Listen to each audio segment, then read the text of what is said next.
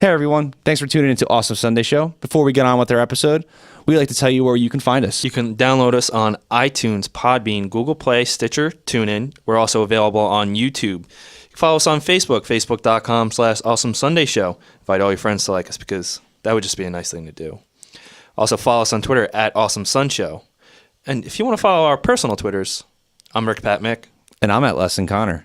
Thanks for listening. Enjoy the episode. Yeah, guys, enjoy. You're listening to the Electronic Media Collective Podcast Network. Yeah, it's a mouthful. For more great shows like the one you're about to enjoy, visit electronicmediacollective.com. And now, our feature presentation.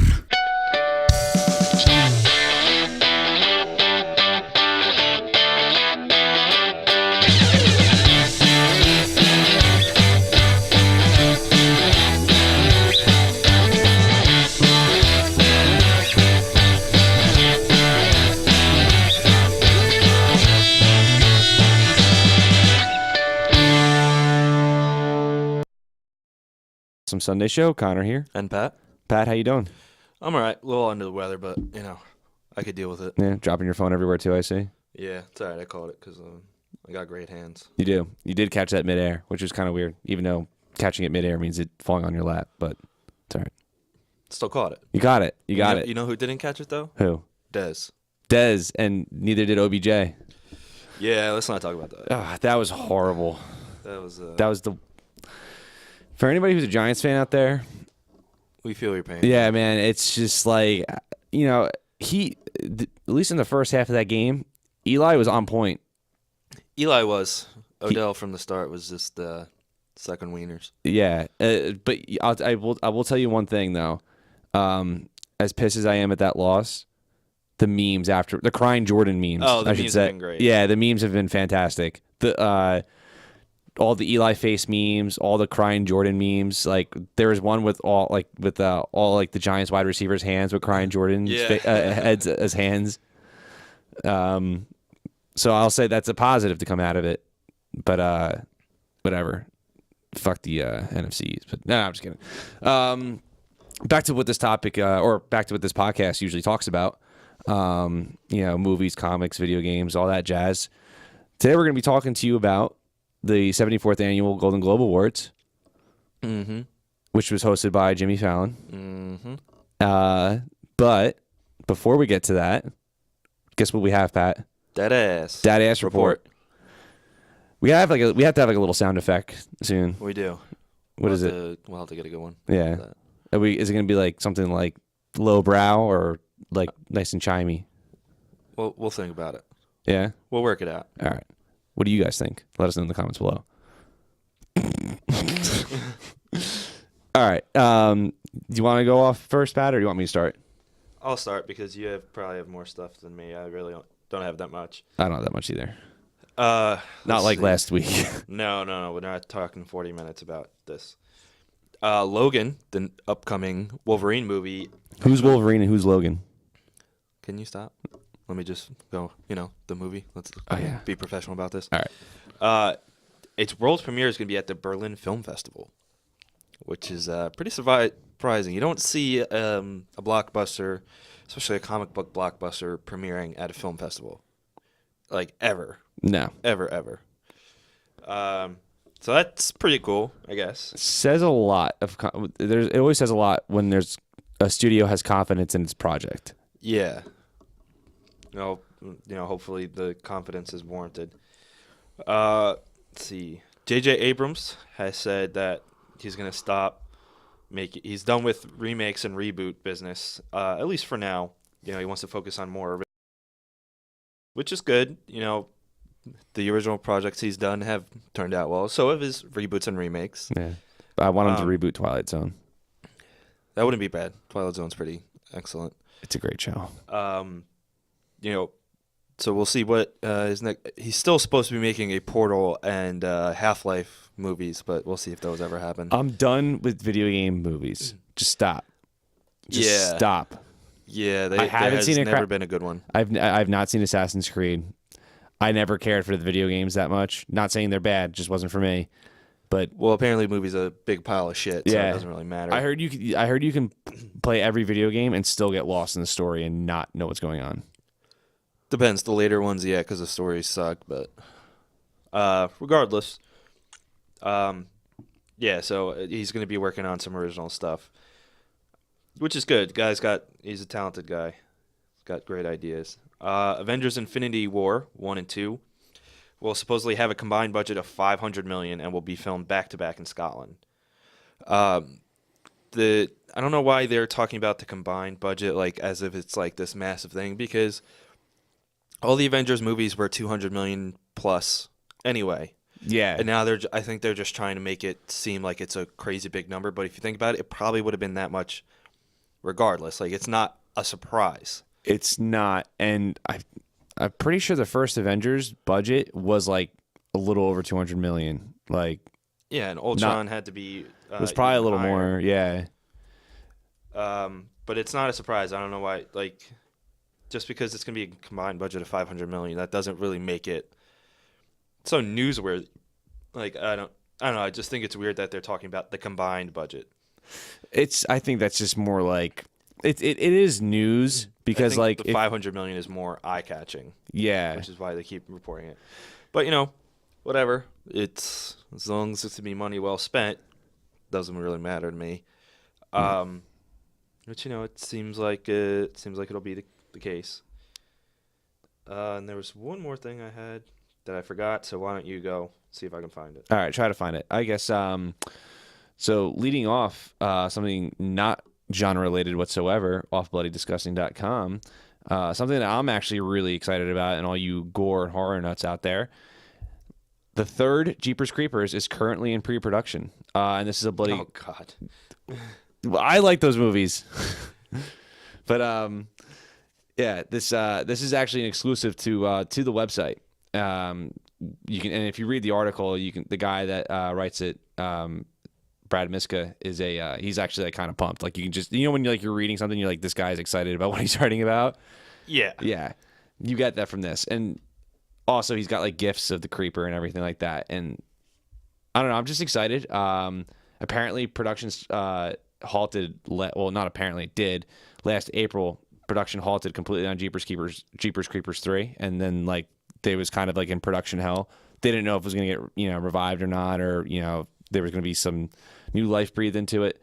But I guess apparently it has, and now will be officially a Jeepers Creepers 3 if everything pans out right. Great. You don't probably gonna be terrible. No, okay. They're terrible movies. They can't. The first one's entertaining, but well, no, yeah, they're both bad. Like, they're not good movies. I would never I would never like, hey, it's a date night. Like, what's a good movie we can watch together? Oh yeah, Jeepers Creepers. Let's put that in. Like, it's you gotta. It's something you drink to. Yeah. It's just. Is that the case? Yeah. Yeah. Unless you're trying to conceive something, but I don't know. I'm excited for it. I'm still excited for it, but enough about Jeepers Creepers 3. Well, I'll bring you more news on that when it rolls out. Secondly, we have some exciting news if you're a Star Wars fan. What's a place besides the Star Wars event that we can all get together? Besides maybe like conventions and Comic-Cons and stuff like that. Is there any other singular place you can really think of, Patrick? Star Wars Land or the Star Wars area of Disney World. There's that, but I think we have something a little more historic coming our way. In Los Angeles, and this article comes from IGN.com, there will be a George Lucas Museum of Narrative Art. Now, it's not just Star Wars stuff. Apparently, it's like a lot of what he did in Hollywood and how he changed a lot of things, and some of his personal art collection. But it's the George Lucas Museum. There's going to be some fucking Star Wars shit there. Obviously. Yeah. And that's really what he's known for. Exactly. And like that's what launched him. And I'm sure there's going to be like Indiana Jones stuff there too, because I know we talk about Star Wars all the time on this podcast because you love the Crystal Skull.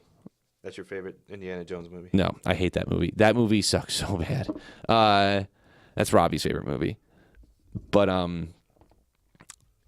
yeah, we talk about, but like there's other movies that he's produced and been involved with that are just amazing, including the Indiana Jones trilogy. I don't consider that fourth movie a movie. And then there's his older movies like THX 1138, which is overrated in a lot of ways, but also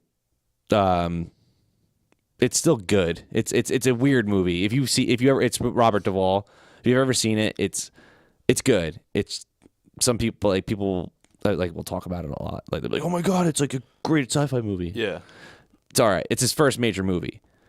Then there's American Graffiti, which literally almost is like a perfect movie. It's American awesome. Graffiti is pretty great. That movie is incredible. So like we're gonna see some stuff like that there. But like I said before, I'm excited for the Star Wars stuff, and it's in Los Angeles. Originally supposed to be in Chicago, but there was some legal trouble there about opening it up. Don't know the details about that. But now, not only do we have Comic-Con that we need to go to, Pat, when this museum opens up, we need to visit this. Yeah, we got to break into Skywalker Ranch. Yeah. Just like that movie Fanboys. I haven't seen that movie in a while. Is it? I've only ever seen it once, and that was a while ago. I remember liking it. I think I'd have to watch it again, though. Yeah, it was probably fine. I don't know. You probably have to be a Star Wars fan to like it. Just like you have to love video games to like Grandma's Boy. Grandma's Boy is a great movie. Okay, it is. It is, but it isn't. Like, if you don't know, like, video game humor... Well, no, even outside of that, there's way more humor that's not video game based than there is. But also, too, like... Yeah, there's a lot of pot humor in it, too. A lot of sexual humor. A lot of sexual humor. It's kind of like... You have to be, like... that movie came out at the right time for us. Yeah. Like, that movie's made for, like, 15-year-old kids who, like, want to be, like, act like 21 to 25-year-olds. You know, or just like stupid stoner comedies. Yeah, or just like it's perfect for that. And like I think if that movie came out now and we watched it, we'd be like, what the fuck is this? Like, well, if it came out now and it's still produced by Happy Madison Productions, then it would probably suck, like most Happy Madison Productions have. This one just like happens to 10 not years. suck. That's Grandma's Boy. Yeah, Grandma's Boy is great. Yeah, it was on Comedy Central or some other channel the other day. I watched it. You gotta watch it uncensored, like the theatrical version, the uncensored version. Yeah. All right. So my last piece of for that Dat A.S report happens to be with Marvel Studios again. Spider-Man confirmed for Avengers Infinity War. So there was actually some talks and like some worries that Tom Holland would not be in the latest Avengers movie coming out, but he confirmed Tom Holland himself confirmed that yes, he will be in the third Avengers movie. Right. Which is exciting. Some behind-the-scenes work was done by Robert Downey Jr. and Chris Evans to make that happen. Really? Apparently, they're like trying to get the producers to be like, "Listen, you gotta do this." It's fucking Spider-Man. Yeah, it's fucking Spider-Man. Yeah. Exactly. Listen, you got this partnership. You gotta use it for all it's worth. Yeah. The actor spoke. So this is where he broke the silence, and like the actor spoke with Italian magazine L'Uomo Vogue. So I butchered that completely. It's just funny, like, you think like we have all these we have all these websites that thousands and millions of people visit a day, like comicbook.com or IMDb or Bloody Disgusting, and like you would think that like they would go directly to there, but like you always hear it's always like Latino Review or like some other like website that do people even go on like Latino Review is really, really popular. Actually. Is it? Yeah. I've never visited that website, but I always see other websites like be like from Latino Review, but like even though this isn't from that, but like it's always something I'm like I never even heard of this place. I don't know. That's just me though. But I'm excited for Spider-Man. Isn't another Marvel character that's been confirmed? Well, she was part of the Guardians of the Galaxy, but Gamora is confirmed. Like when Guardians was confirmed, she was obviously confirmed. They just confirmed it separately for whatever reason. Maybe because she's going to die in Guardians 2, but then come back to life for Infinity War. Who knows? Who knows? But speaking of Guardians, the second Guardians trailer, the second Guardians of the Galaxy Volume 2 trailer was awesome. Yeah, It absolutely. was incredible. That scene with the alien that can sense your feelings. Oh, Mantis. Holy shit. That Excellent. I never laughed so hard at a trailer in my entire life. Ever. Mm-hmm. Like that was one of the funniest things. I mean, you have to see the first movie to get it, obviously, because it's a sequel. Yeah, I mean, you should see the first one regardless. Exactly. And if you haven't seen it, I don't know what you're doing, but fix your life. But yes, she will be in it, and so will Spider-Man, and that makes me happy. I think that does that conclude that ass report, or you got something? No, I'm set. So now we can get forward with our main topic of the day or the night, depending on when you listen to this or when we're recording at this. It's nighttime, right? Yeah, it's 11:05. So the Golden Globes just passed, Pat.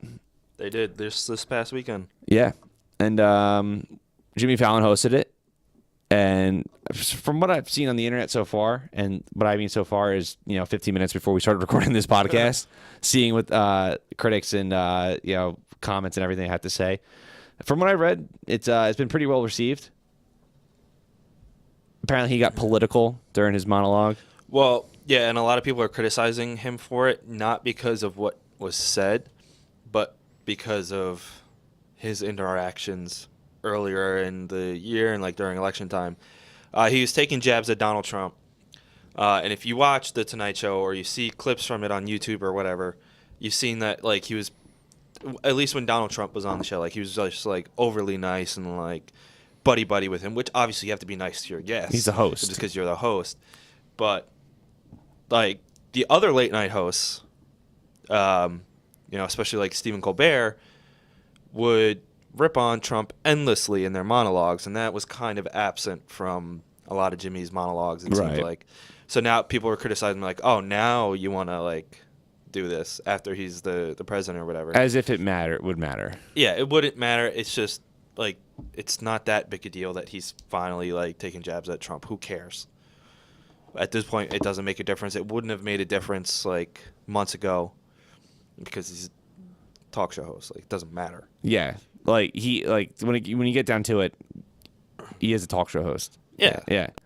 And he's an entertainer, and like he can't like just attack his guests no matter who they are. Yeah. Even when Colbert had Ted Cruz and people were booing him, Stephen Colbert even said he's my guest. Like, yeah, he stopped the crowd. He's like, listen, just stop so I can have a conversation with my guest. Like we don't treat people like it was so. I don't really get where that criticism is coming from, but whatever. Apparently the rest of the show was fun though. That intro was awesome. Great intro, parody La La Land. And excuse me. A lot of the nominees were in it, including Stranger Things cast with Millie Bobby Brown, who played 11, doing a nice rap in there. There was a video that went viral on Facebook not too long ago of her like rapping Nicki Minaj. Yeah, I forget what song it is because I don't really know Nicki Minaj songs, but she did it on Jimmy Fallon on the Tonight Show. Actually, she rapped like one of the verses to one of Nicki Minaj's songs, and it blew up. And then after that, she started like in interviews, she would like start doing it when people would ask her. Yeah, but it's a good intro. I definitely agree with that. Yeah, if you've seen La La Land, which you should have by now, because we did an amazing review on it, right? Yeah. Considering it was the first review we've done on this podcast that's not spoilers, I'm pretty sure. Which I went back and listened to. I think we did all right. I think so. I kind of was nervous like that night when I was like, I hope I didn't say anything that would ruin the movie. I don't think so. Yeah, we did fine. Somebody would have said something. Yeah, one of our friends would have been like, "Yo, stop it! I didn't even see that movie yet." That was a very specific impersonation of somebody. Someone who leaves dip bottles at people's houses. And in cars. Yeah, and sinks. Which, speaking of that, it was funny because another podcast called Evan out on it. It was. Let's see if I could find the tweet. Because it was hysterical. I can bring it up right now. Come on. It was just dead air. Oh, Quadcast Courtney tweeted at us that take your spit with you, Evan, which was pretty great. That another podcast that we have no idea, like we never met them or anything, made fun of them. It was pretty great. Yeah. Or the host of another podcast. Just the fact that like now I shouldn't say other podcasts, and another podcast is calling out Evan for being a terrible friend. Yeah. Is amazing. Yeah, it's pretty funny. That makes me happy. What are we talking about again? La La Land? Or the Golden Globes? Yeah, Golden Globes. Let's get back to that. That's our topic of the night. Yeah. All right, so we're going to, because we didn't do like a nominees or prediction episode like we did last year. So we're going to say the nominees again, but we'll really just focus on the winners. Yeah. I think that's, Obviously, whoever won is what's important. So I think people are more interested in predictions for the Oscars. Yeah, than they are for which is no insult to the Golden Globes. Even though the Golden Globes last year, I remember last year I specifically insulted the Golden Globes immensely. Immensely. Evan, we gotta stop talking about him. He's not allowed on the podcast, but because like how nobody really cares about the Golden Globes. You must have said that in that episode at least a dozen times. I was just so mad that like I remember because I watched the whole entire Golden Globes last year. And, like, half the jokes bombed. Half the celebrities looked like they didn't want to be there. And it was annoying. And then, like, you had, people like Ridley Scott, who I respect as a filmmaker, is, like, telling people to shut up so he can finish his speech. And that's fine. It's your speech. But how the fuck do you not know that you're going to get cut off eventually? They've been doing awards for, like, 80 years now. It wasn't his first rodeo. Yeah, like... I don't know. It just was annoying. We missed one thing in terms of getting, or adding on to the getting political part.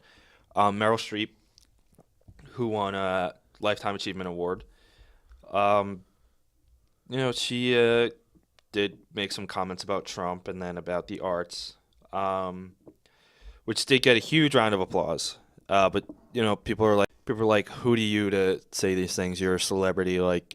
Stick to acting or whatever, which I think is like a really stupid response. Yeah, because they still have free speech. Why can't a celebrity comment on politics? And a lot of people go, they don't know what the common man is like going through. It doesn't like they don't get it. That's not. Yeah, sure. Obviously, their lives are very different from say yours. Yeah. Or ours, and they may not have all the same problems, but that's not saying that they don't take issue with whatever political things are going on. Yeah, but also too, it's ignorant to assume that just because someone is a celebrity and is wildly successful financially and publicly, that they don't still understand the common man problem. Yeah, exactly. Or the common man's problem. I'm sure there are plenty of celebrities that don't understand the common man's problem. Yeah. But I'm sure there still is that do. And if you've seen Denzel Washington's movies Fences, which I just saw today, that's a clear understanding of like, someone who understands everyday life. Yeah. So people who say they should just stick to entertaining, I think that's a stupid response. And then if then maybe you should just stick to not making Facebook statuses. I'm not gonna say I agree with everything Meryl Streep said, but at the same time, like I respect her opinion, and she should be allowed to. It's her speech. She can say what she wants. Yeah, exactly. And it was really funny because obviously Donald Trump made a response because guys tweet happy. Yeah, that guy tweets more than anybody on Twitter. Yeah, and his response was really funny because he called her extremely overrated. And somebody made a nice response to that. If 157 nominations for acting makes you overrated as an actress, what does 6 bankruptcies as a businessman make you? Which is funny and true, but you can't call Meryl Streep overrated. No. The one thing I will say that was kind of annoying about her speech, and I told you this before, was like how she was like, if the arts die, all you'll get on television is sports and UFC, or she said something very similar to that. I'm paraphrasing. Yeah. But I was just like, listen, I don't want the arts to die as much as the next person.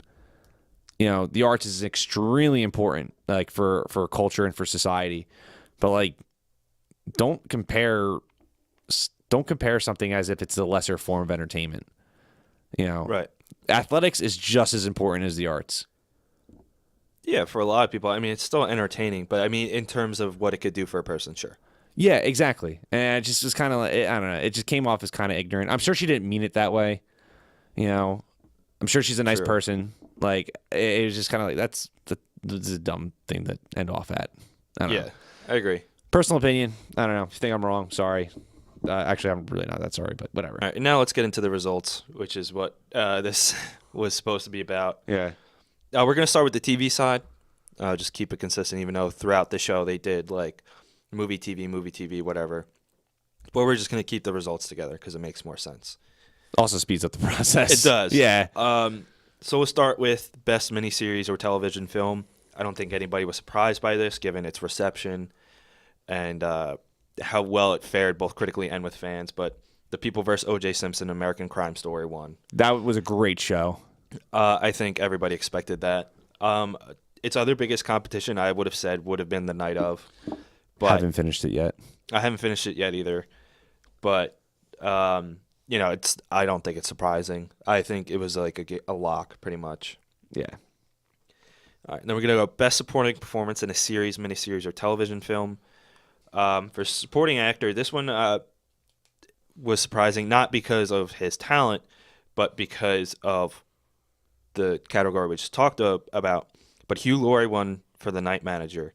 I really expected Sterling K. Brown, who played Christopher Darden in People vs. O.J. Simpson, to win.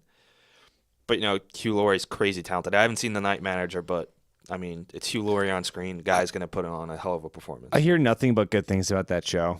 And I wasn't a House, avid watcher at all. I loved House. Yeah, I know, you and, 3 other people I know are, addicted to that show. Actually, I didn't even know that until now, that you really like that show. I wasn't addicted, but I loved it. Yeah. But when I've seen enough episodes of that show on TV, passing by, and I've seen Hugh Laurie act enough to know that guy's really good. Yeah, he's phenomenal. Yeah, he's also a really good musician too. Really? Yes, definitely should check out his albums or something. Anyway, moving on to how about the supporting actress? Column? So, best supporting actress was again given to The Night Manager, and the actress was Olivia Colman. Yeah, this one I guess was a surprise because I think Lena Headey, who plays Cersei on Game of Thrones, obviously gave probably the best performance her character has seen in all 6 seasons. Cersei Lannister. Yeah, but whatever. It's the Hollywood Foreign Press determined that she was better, and hey, she could have been. Like I said, I haven't seen it. And now, best performance in a miniseries or television film. Tom Hiddleston won again for The Night Manager. I guess The Night Manager did pretty good. Again, surprised that Courtney B. Vance, who played Johnny Cochran on People vs. O.J. Simpson, didn't win because apparently he was outstanding. You watched the series. Yeah. I haven't seen it yet. The series is great. I've actually always been kind of low-key fascinated by the O.J. Simpson trial, just because I like murder mysteries, and I'm one of those people that if it's 4 a.m. and I'm wide awake and there's a 48-hour mystery on, or one of those shows like I Survived, I'm watching it. I'm watching the shit out of that, and I'm gonna get scared, but I don't care because it's entertaining. And that was literally The People vs. O.J. Simpson was a dramatized version of that, but really well acted, well written, and perfectly paced. Mm-hmm. Well, I shouldn't say perfectly paced. In the middle, it kind of loses its ground, but then picks up again towards the end. But It's really, really good. And Courtney B. Vance, his role as Johnny Cochran, if you watch actual tapes, if the glove does not fit, you must acquit, and then, all that shit. And the way he defends OJ is so it's ingenious because he obviously fucking murdered those people. Yeah. Or his ex-wife.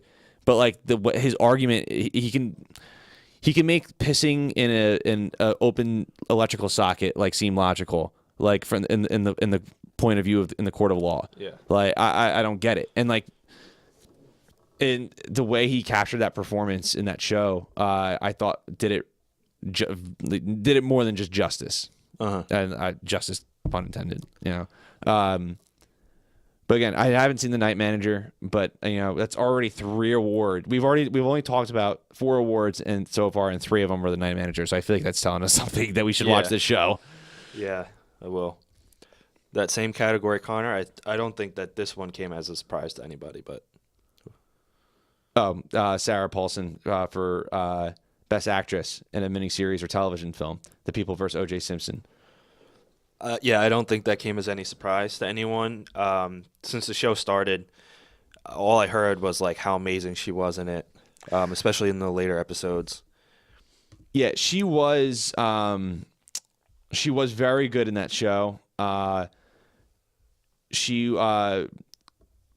plays Marcia Clark, who was the head prosecutor in the O.J. Simpson murder case. So she was the one that's like, this guy's a murderer. Like, what are you doing? Yeah. And like, she was the one that pretty much stated that like this whole case is just an embarrassment to the judicial system of the United States. The fact that this guy's like has the chance to walk, because OJ was a piece of shit, but it led to one of the greatest American crime stories ever, because just how ridiculous it is. But yeah, that's who won that. So Pat, who? What's the next category? What am I reading here? Best performance in a television series, musical, or comedy. I like how they always put together musical or comedy, just because there's no such thing as a depressing musical. True.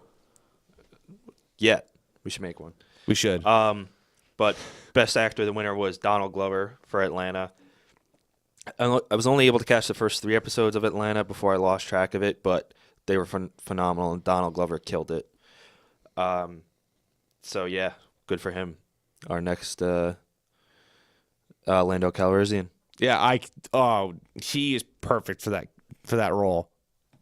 Donald Glover's the man. His stand-up's great too. Yeah, I wish he would do more. Yeah, but his music is so good. It's like, okay. Yeah. I've been actually, speaking of rap music, I've been listening to a lot lately is Odd Future and Tyler the Creator. I don't know. I've just been listening to a lot at work lately. Okay, Dan Jordan. Well, okay. I'm kidding. Hey, shit's good. But yeah, so let's go on to best performance in a television series in the actress category. And this goes to Tracee Ellis Ross from Blackish. Now, I've never seen an episode of Blackish in my life. Neither have I. So let's move on. Okay. We got best performance in a television series, drama this time. For best actor, Billy Bob Thornton won for Goliath. I don't really know anything about Goliath. So he probably was great. I mean, he was fantastic in Fargo. He's actually a very good actor.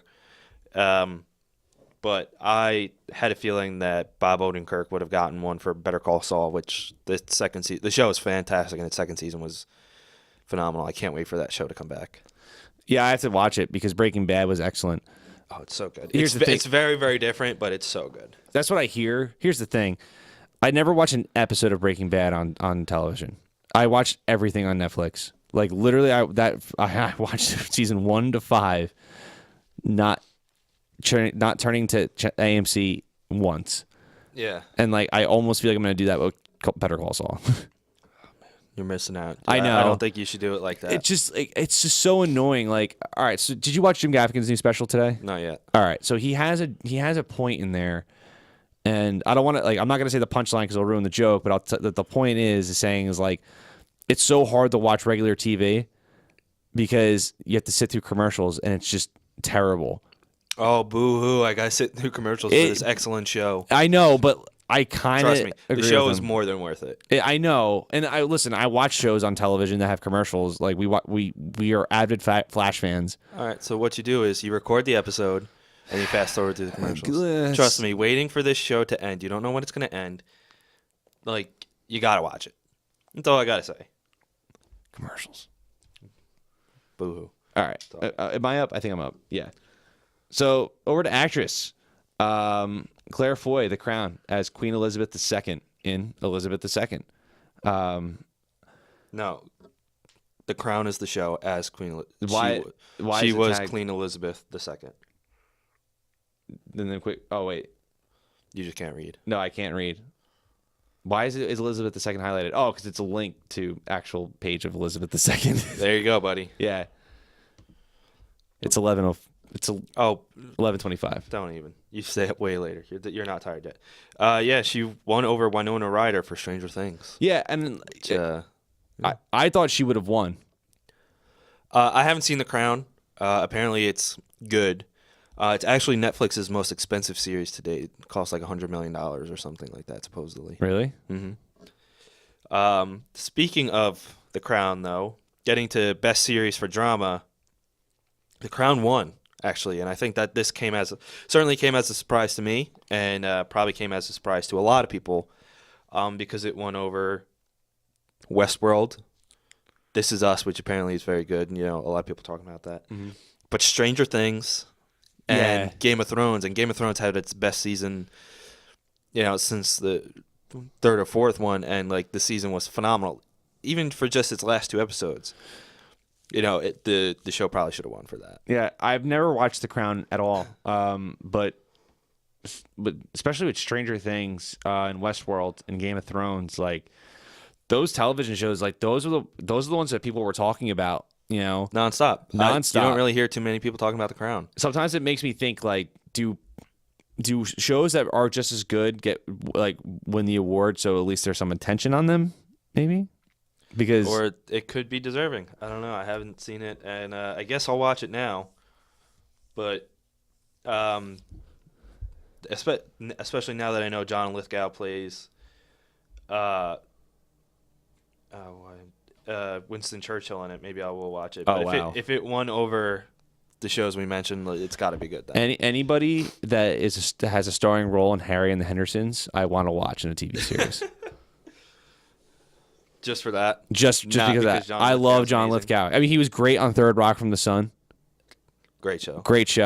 He was the best part of Dexter ever. Yeah. I know you're a bigger fan of that show than I am, but yeah, he's great in everything. He was awesome in Interstellar too. Mm-hmm. Yeah, he's a phenomenal actor. I'm telling you, anybody that could read a script for Harry and the Hendersons, commit to it, thinking it's going to be a good movie, turns out that it is a good movie, and is actually good in that movie, deserves to be in anything and be good in everything, and that is John Lithgow. Yeah. Can't go wrong with John Lithgow. You can't. And Harry and the Hendersons is a great movie. All right. I'm up. I'm losing track here. No, I can't read today, and I'm losing track of my shit. I think there's something wrong with me. Yeah, that's always, but Yeah, there's been something wrong with me since I was born. So best series, musical or comedy, it goes to Atlanta, which I'm pretty sure it not only does it star Donald Glover, but he writes and produces it, right? Yep. Yeah.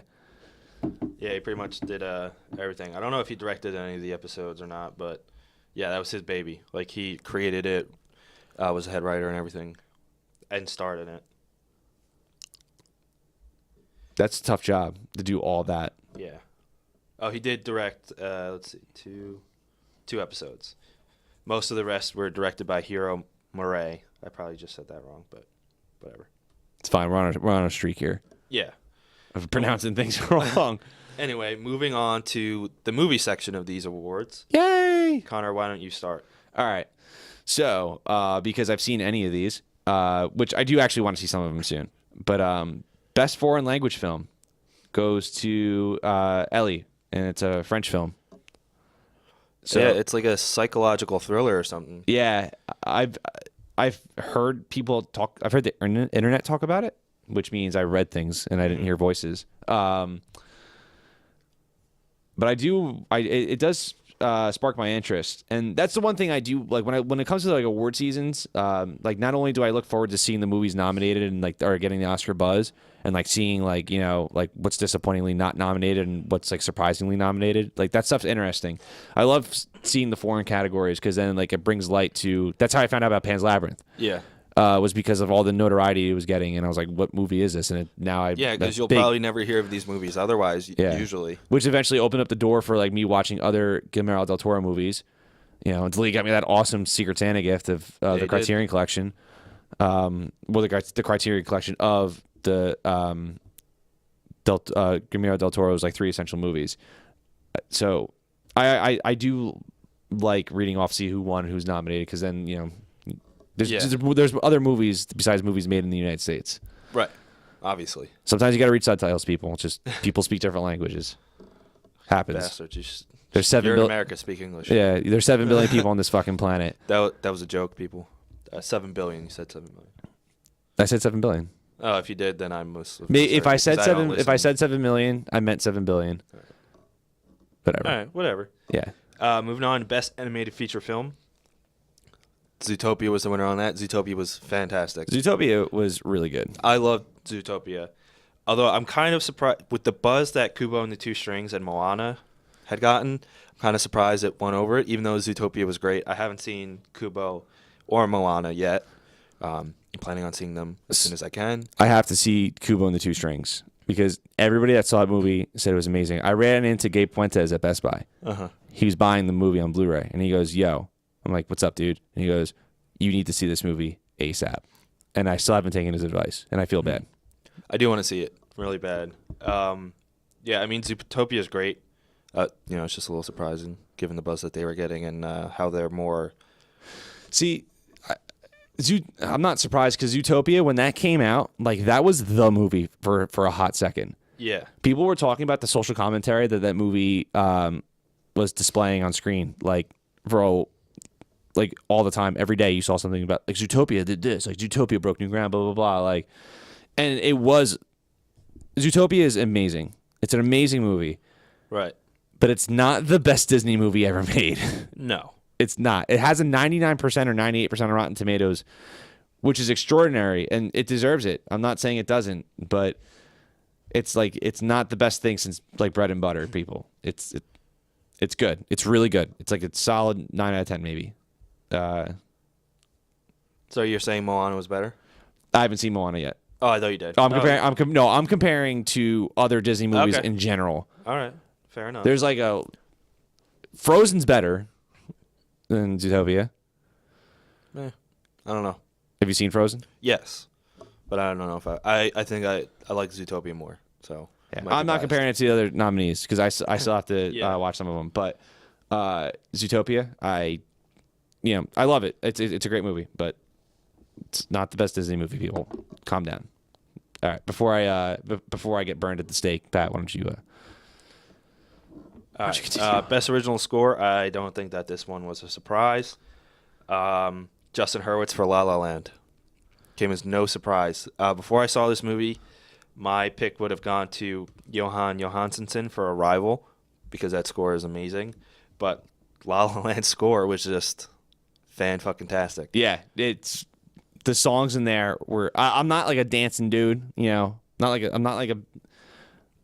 It's not my type. I'm not into like pop, or like uplifting jazz music. But goddamn, was this soundtrack fucking good? Yeah, the score, the soundtrack, everything. I mean, obviously we've gushed over this movie a lot, but that honestly, that was no surprise. That one, and I completely am 100% behind it. Yeah, it's very.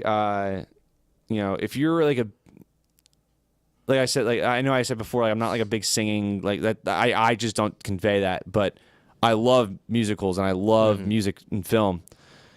And if you've ever seen Singing in the Rain with Debbie Reynolds, R.I.P., like that movie, the songs in that movie are just so catchy and like so uplifting, but like also like drive the story forward. So like it actually makes sense that there's music in it. La La Land does that perfectly as well. And but it's also a modern movie, so it's got like the modern touches to it, and it's got like modern jokes and everything like that. And it's just it's awesome. La La Land's perfect. Best movie 2016 so far from all the movies I've seen. Still got to watch like 2 or 3 more movies. But yeah, speaking of La La Land, let's go into Best Original Song, City of Stars, La La Land. Go figure. I think it's actual like toughest competition in that category would have been How Far I'll Go, which was written and created by Lin-Manuel Miranda from Moana. I think that was its like real biggest competition. As good, and I like Can't Stop the Feeling, the Justin Timberlake song. That was the best original. That was the original song in Trolls. But I knew that wasn't going to win. Like it's City of Stars. Obviously, I completely agree with. And I do like How Far I'll Go. I did listen to that song. It was a good song. Okay. But I think that, nothing was going to top City of Stars. Yeah, it was awesome. Now, Best Director went to Damien Chazelle for La La Land. La La Land was nominated for 7 Golden Globes so far. And spoiler alert, it went 7 for 7. Yeah, it pretty much pulled a Return of the King. Except Return of the King won more awards and was nominated for more. But point being is everything was nominated for. It got it. I mean, how much more can we say about this movie? But Damien Chazelle, that guy is extremely, extremely talented, and well deserved for this award. The other nominees in this, because it's a big category, we'll say Tom Ford for Nocturnal Animals. Saw that movie. While very good, I don't think he deserved the award. A nomination, sure, but I had a feeling that he wouldn't win, particularly because of the ending. The ending kind of, for me, wasn't that great. Probably because it's not what I would have went with, and I don't think it was overly satisfying. But the rest of the movie was very good. Mel Gibson for Hacksaw Ridge. Mel Gibson, who has pretty much been blacklisted, since his infamous drunken tirades. I like how it's tirades. Yeah, because he's had several. He's getting award recognition again. Yeah. Well, he's like supposedly he's turned around. Like, yeah, it's yeah. I mean, he probably turned over a new leaf. Yeah. I don't know. I don't know the guy. I don't know what he does now. But if you ever Hacksaw Ridge was a great movie, so he's still putting that. People forgive Roman Polanski for anally raping a 13-year-old girl. Just about to say that. And that guy still gets a whole bunch of praise and stuff. Yeah, it's amazing. Granted, it's completely two different situations, but Roman Polanski raped a 13-year-old girl. Still, like nobody talks about that. And like I love Chinatown. That movie is awesome. But dude, Roman Polanski raped a teenage girl. Yeah, it's fucked up. It's fucked up. And then, like, I'm not going to say Mel Gibson is right and he should, like, what he said wasn't wrong. He said some horrible shit. Yeah, he said and done terrible things. I completely agree. Heinous shit. But you know what? Like, he just said it. And he also was not in a healthy state of mind. Not saying I'm defending him, but, like, for you to say things like that and, like, not mean it, there's something obviously wrong with you, and hopefully for any individual I hope that like they find help and get that fixed, and apparently it looks like he did. Yeah, it just happened to be in the public eye. Yeah, the cause of all the wars, but whatever. It's if the movie's good, then I guess he should deserve the nomination. I haven't seen that yet, but I really want to see it. Barry Jenkins for Moonlight. I watched Moonlight today. Great movie. So I can't argue with that. Haven't seen Manchester by the Sea. But from all that I hear, Kenneth Lonergan should have been nominated. But I'm glad Chazelle won because dude deserved it. Yeah. One person I was surprised that wasn't nominated in that category was the director of Hell or High Water, David Mackenzie.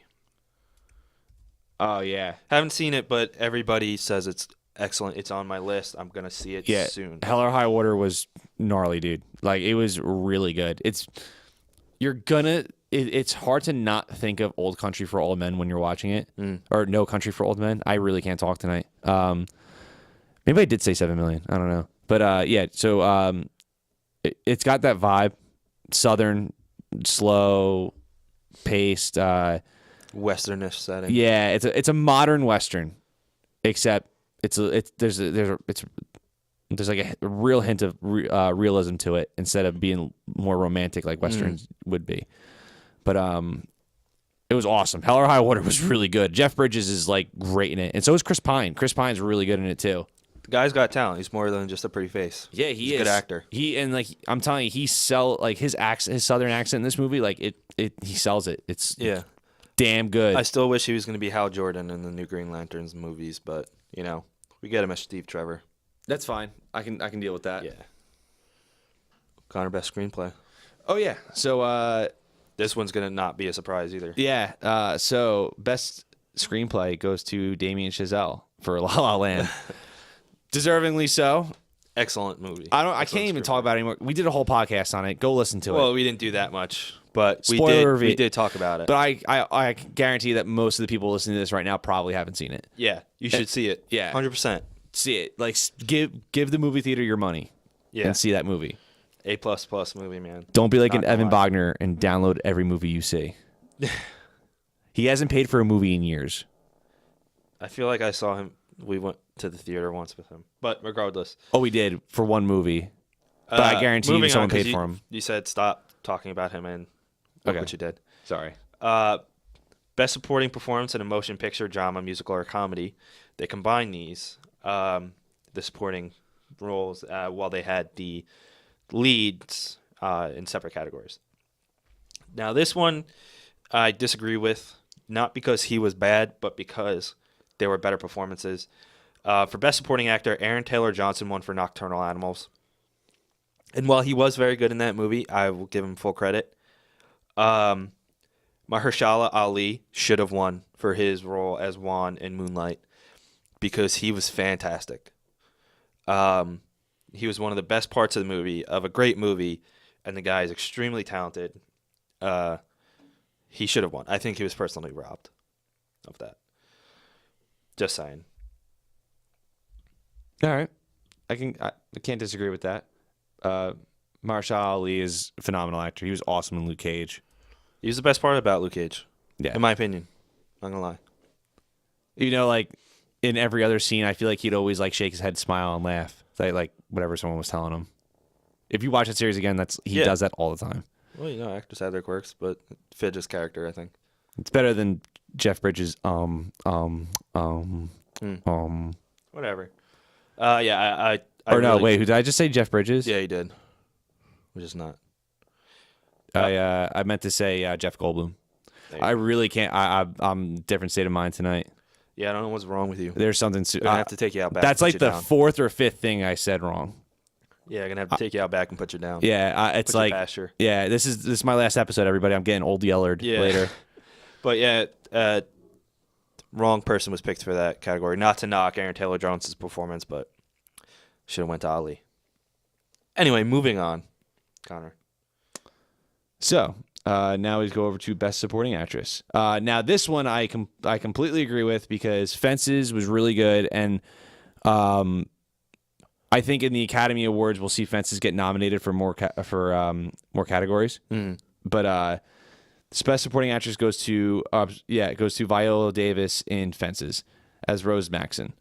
And there is one scene in particular that really comes to mind that when I watched her perform, that was like, all right, she needs to get at least a award this season for that strict. There's literally like a 15-minute scene in that movie where I was like, this is acting. Like this, she's giving her all right now. This like she's hungry for something, Right.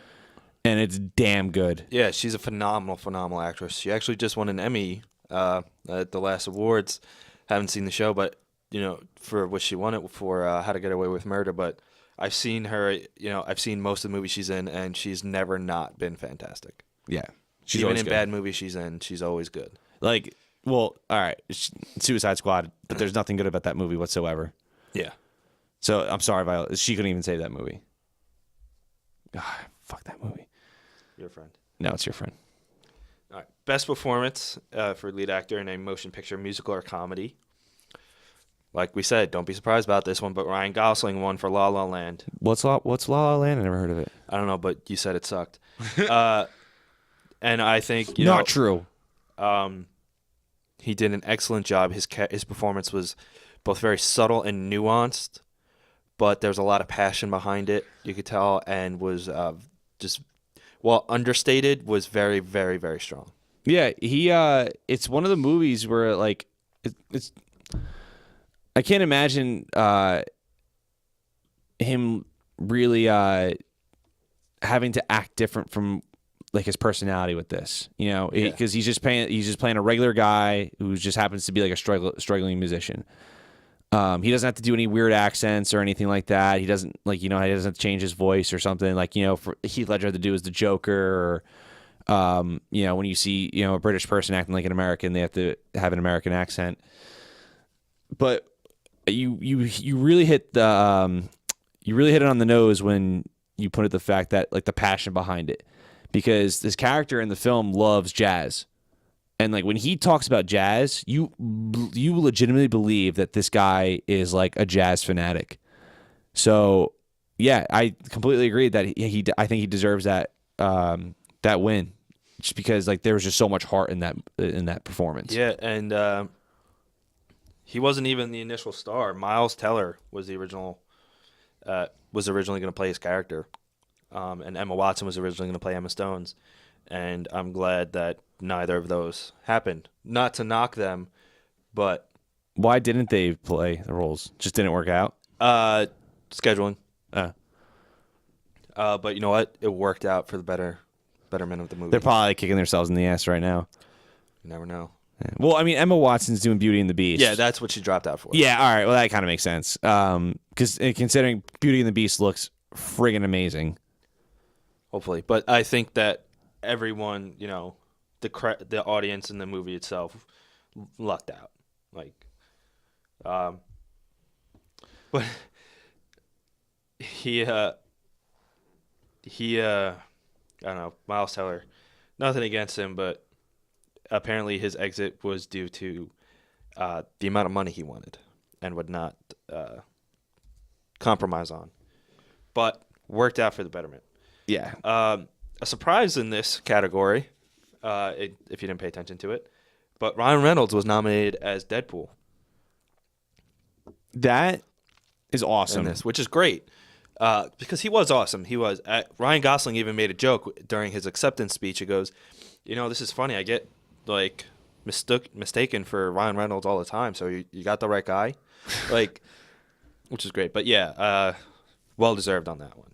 Which leads to the next not a surprise winner For Best Actress, it goes to Emma Stone for La La Land.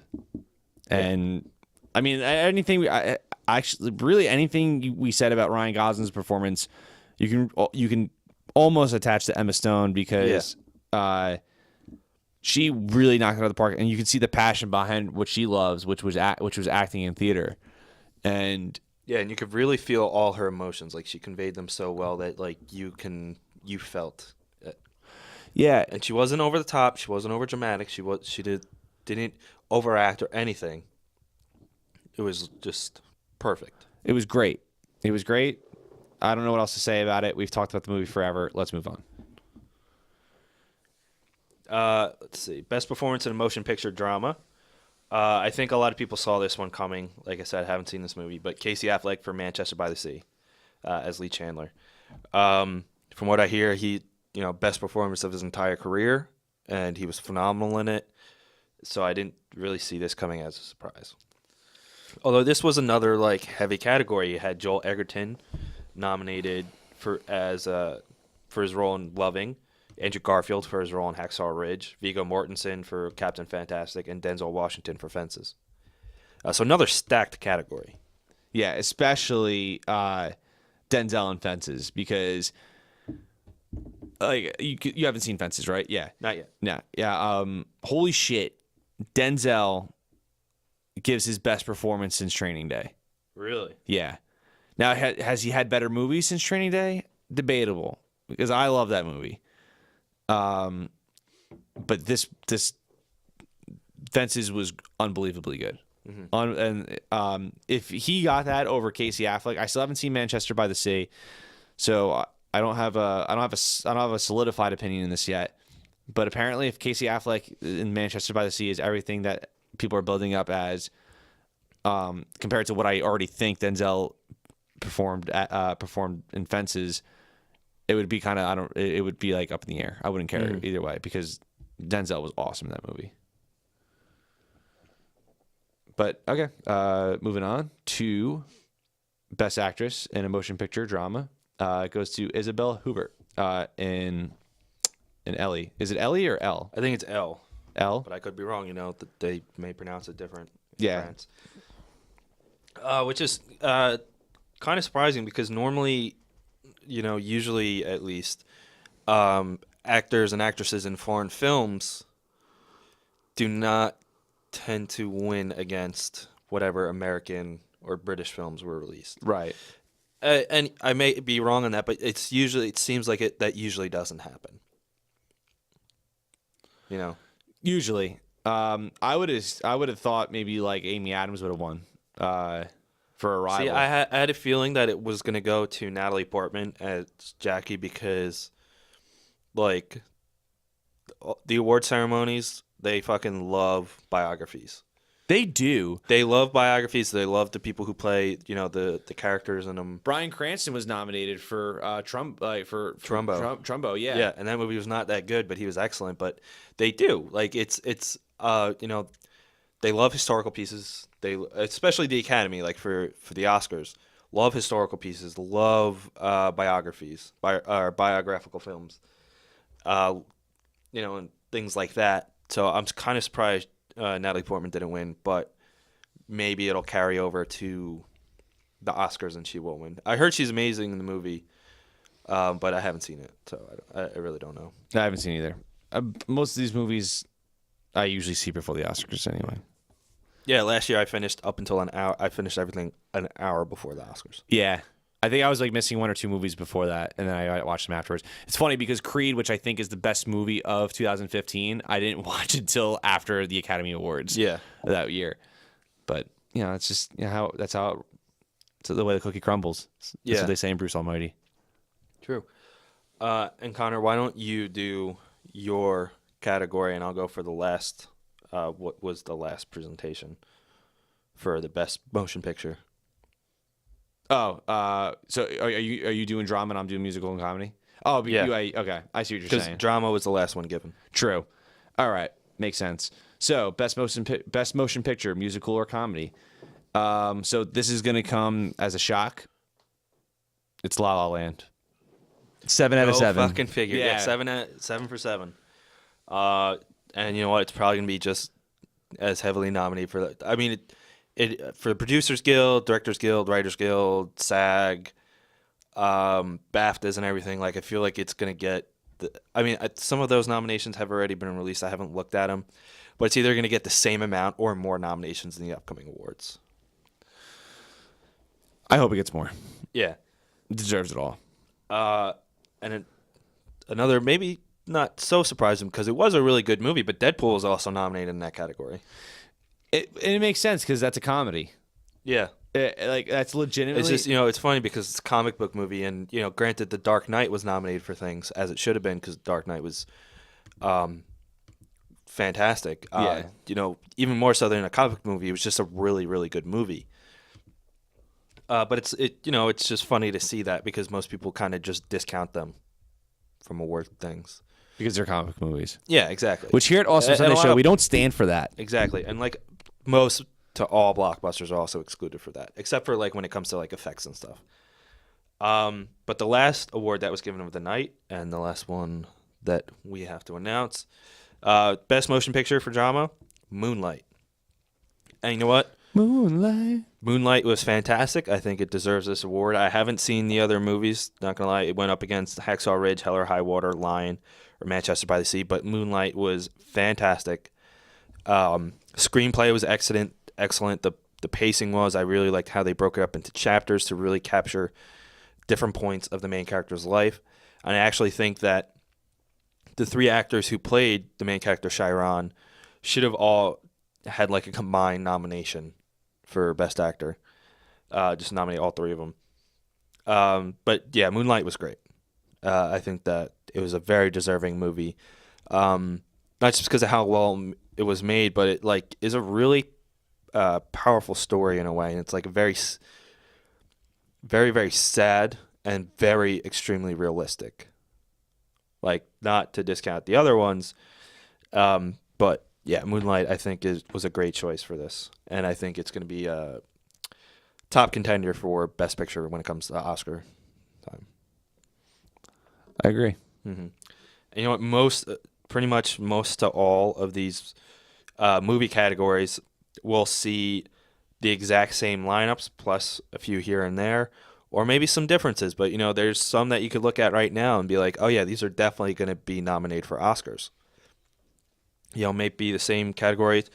I think the Oscars tend to have, at least for Best Picture, because they combine it into one. There's no best, Oscar for Best Musical or Comedy and one for Best Drama. It's just one. It's just Best Picture. It's the best movie. Yeah, so it's going to be narrowed a little bit, but we'll probably see some differences. But you could already tell what the front runners to be nominated and to win are. But also, there's surprises. Usually. There always is surprises. Last year, Mad Max Fury Road was nominated for Best Picture. Yeah. Who would have thought? Remember when we walked out of that fucking movie and we were like, that might have been the best movie we've seen in theaters, or I don't want to say best, but probably the most entertaining movie we've seen in theaters in such a long time. And it's nominated for Best Picture. Yeah. Because not that there isn't a solid story, but it's not conveyed through dialogue. It was conveyed through the just through the actors themselves and how they what they did through the world and that story. But Yeah, certainly not through dialogue. Yeah, certainly not through dialogue. And that's what I'm excited for this award season is like the surprises. I like being surprised, pleasantly surprised. Mm-hmm. Even though it doesn't happen all the time. No, mostly not. No. Yeah, but that was the Golden Globes. I don't know if any of you watched it, but if you guys did, let us know what you thought. Which of these winners do you agree with? Is there any that you disagree with? And for those that you do disagree with the winners, the outcomes of it, who should have won in that place? Like I already mentioned one with Best Supporting Actor in a Drama. I think that was an upset, and I think it was a poor decision. I think, like I said, Mahershala Ali, which I know I'm probably saying it wrong every single time. He appreciates it. Don't worry about it. Yeah. Like I think that was an upset, and like The Crown, probably an upset. But It's not called what The do you guys Crown. It's think? Elizabeth II. Come on. Yeah. All right. Listen. According to me. Listen, we're not all idiots. Of these, everyone sitting here is not an idiot. I think It's just Connor and I sitting here. Yeah, I think after tonight I realized I need a tutor. Yeah, something like that. You're gonna have to send you back to. You're gonna have to do Billy Madison with you. Yeah, that's where you're gonna have to. That you know what? I would do that if my life becomes that movie. Except all the kids are gonna bully you. But then I'll win them back. Yeah, we'll see. Like you're gonna start off. And that clown I killed in my backyard, he'll come back to life. You're gonna start off in Justin Facina's kindergarten class. Oh, that would That's be great. Gonna happen. I would win that classroom over in a heartbeat because I would just tell them stories about Justin. Yeah, I don't think kids that age should probably hear a lot of the stories. I will tell them every. There's really nothing bad. I'll only tell them the ones I'm involved in. Right. That way there's not a weird teacher-student relationship. Not there. that Justin does bad stuff. It's just he says or does or funny things happen to him. Justin's a great guy. No, and he's a great not. teacher. He's not. He's a terrible person. No, I'm just kidding. Justin's amazing. He's been on the show before. We have to have him back soon. Yeah, we do. Yeah. Maybe for Oscar so he can say who's a babe and who's not. That was awesome.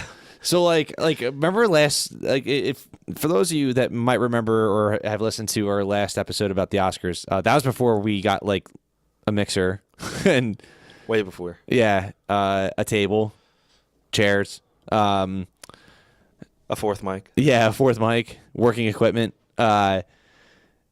He like anytime we talked about an actress, he was like, "Yo, she's a babe," or "That's bae." Yeah. And like after like it was really funny. Yeah, after a couple times, I was like, I don't know how I feel about this. And then like once by like the fourth or fifth time, I was like, "Holy shit, he's not stopping!" And it became hysterical. Like it was really funny. Yeah, he just kept saying it, and then like going back and listening to it, it was really fucking funny. Yeah, I agree. And obviously we'll do 2 episodes for the Oscars. How about we'll do a prediction one, or we'll recap the nominees in a prediction one, and then obviously recap the award ceremonies themselves. We also, should we announce it? Nope. No? All right. Do you think that should be a surprise episode? Yeah, they'll find out when it happens. We were talking about the one I thought of that I keep talking about. I've been talking about for the past like 6 months on the show. Yeah, it's just going to be, they'll see when it happens. All right. I'm just excited for it. Connor's just really excited that he came up with an idea. Yeah, for I know, an episode right? For once. Well, it's a good idea. That's why I'm excited. It is a good idea. You're right. I'll give you credit for that. But yeah, guys, whatever, upsets or whatever you thought of the show, did you agree with the controversy regarding the political comments throughout the episode, throughout the ceremony? Let us know in the comments below or on Facebook or Twitter, which we did. We're going to start plugging them in the beginning like we did with this episode from now on. But if you need a refresher, you can like, share, comment, subscribe on YouTube, download it and rate us on iTunes, Podbean, Google Play, Stitcher, TuneIn, and we're available in a lot of spots. Like us on Facebook, facebook.com/Awesome Sunday Show. Remember to invite all your friends to like it too, because the more people, the better, and it would just be so nice of you. It would be great. And you can follow us on Twitter at Awesome Sun Show, on Instagram, Awesome Sunday Show. Follow me on Twitter at RickPatMick. I'm at Listen Connor. And that's about it. You guys have a great day, great night, whenever you're listening to this. When are we recording this? Today's what? Tuesday? It was January 10th. Oh, it's Wednesday. Shit. Okay. Well, now it's technically Wednesday because it just turned 12 o'clock. Yeah. That's why I got confused there, because I have work Wednesday, and I was like, was today Wednesday, and did I not go to work? That would have been funny. That would have been really funny. Terrible employee. Yeah. All right, but guys, you take it easy. Later.